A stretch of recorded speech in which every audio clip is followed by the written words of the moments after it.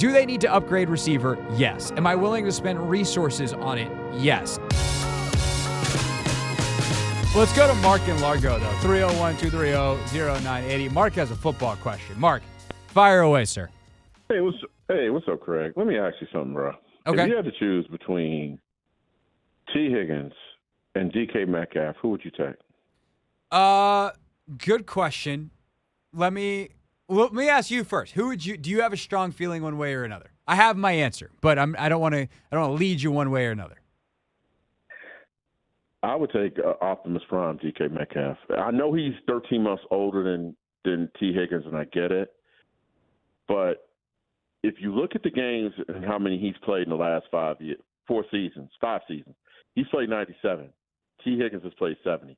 I know T. Higgins has missed 5 games this year, and he missed 5 games the year before. I think that, and if you think about it, the last 2 years he's missed 5 games, and when he's played halfway 15 to 16 games, Cincinnati's made the playoffs. When he doesn't, they don't make the playoffs.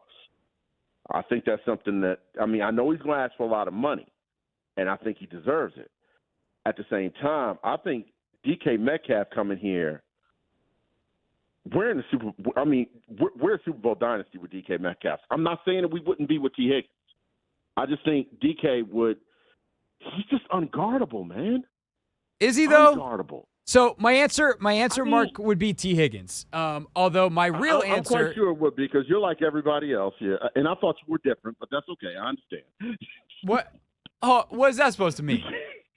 Because I was the first one 6 months ago who said, I feel like if they're going to make a trade, they should make a trade for T. Higgins, and I think T. Higgins is a good move. But when I found out that DK Metcalf is available, I just think that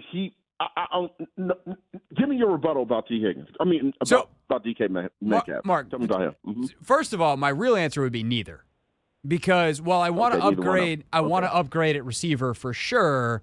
They're both really expensive. Like, T. Higgins is going to be a true free agent unless somehow Cincinnati pays him enough money to not be a true free agent. And so, that's not going to happen. Yeah, I think he's going to get to the market, and he's probably going to be the highest paid receiver in football. He's going to pass Justin Jefferson. He's going to pass his teammate Jamar Chase for the simple reason that those two never got to free agency.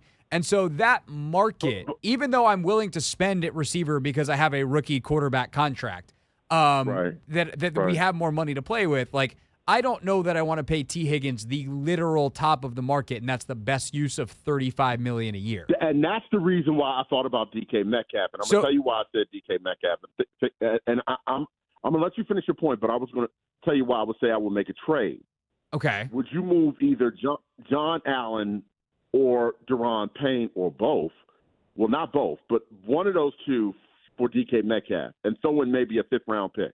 So now we're getting in a more interesting discussion, right? Because I don't know that Seattle goes for like any kind of cheap draft capital, but if Mike McDonald is like, Daron Payne solves all my problems, and you tell me I can get Daron Payne. They did last year for Sam Howell, didn't they? Well, that's quarterback's always different. They were taking a flyer, and is what it is. But like, if you're telling me that it's a 5th rounder in John Allen for DK Metcalf, and I don't have to pay DK some kind of huge new contract, I'm more open to the idea. Have to, because he's in the last year of his deal. Right, which is why I'm not that interested. Because here's the thing about DK Metcalf. He's not unguardable. Like, I don't think DK Metcalf is one of the 7 best receivers in football. DK is really inconsistent, and he's also inconsistent as a dude. Like, he's a little of an enigmatic dude, and I think one of the lessons of 2024 for me with this Washington team is there is nothing more valuable than the locker room. And I don't think DK is a bad dude, but I don't know that he's the kind of dude that, I don't think he's a commander, to use their, right? Like, he's not getting the commander tag. And if he's not that, I don't want to pay him a bunch of money. Well, let me ask you this, Craig. First of all, before you do anything, they got to give Terry an extension. Okay, that's the first. Correct. Foremost. That's part one of their receiver. They got to do that before the end of right, and I get that. But don't you think? Okay, to be fair, I think it's kind of apples and oranges, and I'm going to tell you why. Joe Burrow is a much better quarterback than Geno Smith. Much better.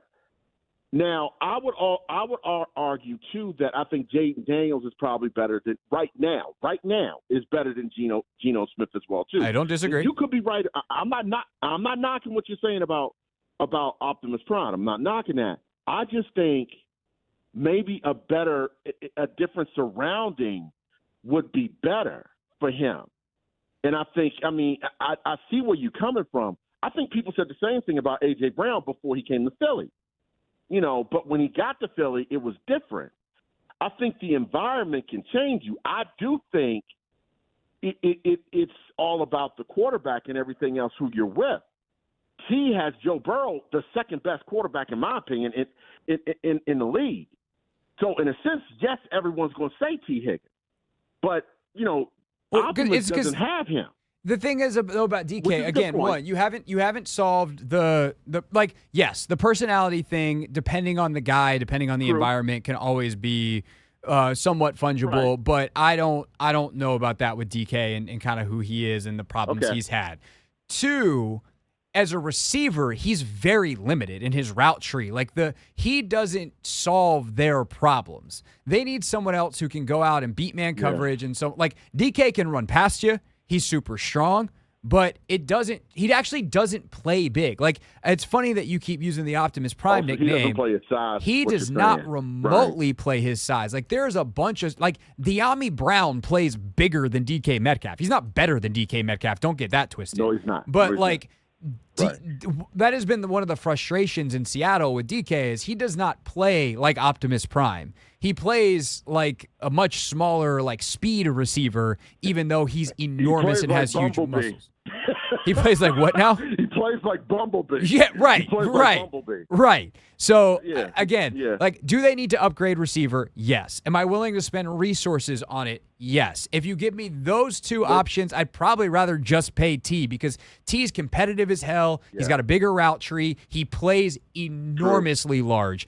He is a much better fit for what Washington is than DK Metcalf. But I'd actually pick door number 3 and go find someone somewhere else. And also, I think another thing, too, is Chris Godwin. Godwin fits. You tell me I can get Chris Godwin at something, and he and Terry are making around the same amount.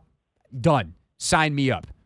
I'm there. Now, I will say this about Chris Godwin. Godwin plays now he plays bigger than what now he's 6'1", but he plays like he's 6'4". He plays like he's 6'4", but he also can play like he's 5'8" in the slot, and he's Wes Welker from 2000 and whatever year Wes Welker was good. He's awesome. I think the problem is he's so good that Tampa knows it, and they're going to pay him to stay. But, Mark, this is the kind of stuff we're going to be doing all offseason. Feel free to call back. Appreciate you calling in on a whim. I will. You have a good one, bro. Yeah, absolutely. But, yeah, the receiver position, I was actually looking at ESPN's list of free agents today. There's some good receivers out there.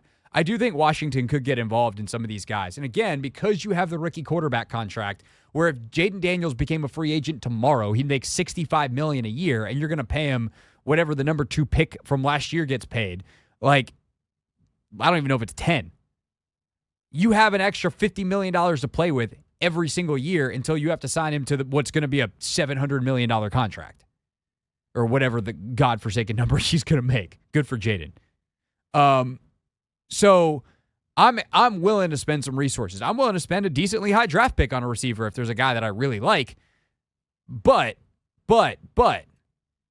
it's got to be the right guy. And I think one of the lessons of some of these top quarterbacks, if you look around AFC and NFC Championship weekend, if you have Jalen Hurts and you have Devontae Smith and you have A.J. Brown, you can elevate Jalen Hurts with those guys. But if you have Joe Burrow, obviously he's kind of the ultimate because he's got the 2 guys. So let's take him out. But let's say you have Pat Mahomes. I know they have some big names like DeAndre Hopkins, but DeAndre Hopkins is not what DeAndre Hopkins was when Cliff had him in Arizona, nevertheless what he was in Houston. He's not a top half, or certainly not a top 10, top 20, top 30, top 40 NFL receiver anymore. In Baltimore, Zay was awesome, but they don't necessarily need a stable full of guys. Lamar got the best out of Rashad Bateman. Josh Allen, they're looking for receiving talent, and they made the AFC title game behind an offensive line that was sick. I'd much rather invest that money in the O-line and have a sick O-line and then let Jaden make a bunch of talented, like physically, but not super polished receivers really effective, then go spend a bunch of money on receiving talent. That's I think one of the lessons is line first is the way that you have sustainable success in the NFL, and you can go a long way with that, even if your receiving talent is not what, say, the Bengals have. This is the Hoffman Show on the T980 and the Odyssey app.